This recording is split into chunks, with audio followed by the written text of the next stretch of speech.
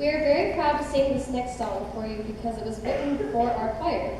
Some of you may remember an accompanist of ours from a couple of years ago, Nathan Hintz. He loved the way our concert choir sang and asked if we would perform a song of his if he would write one. How do you say no to that? He left us to move to Minnesota, which is probably why he chose a poem called After Blizzards by Bryn Holman. So even though it is the middle of May, we are going to sing this song for you. After all, in Colorado, you may never know.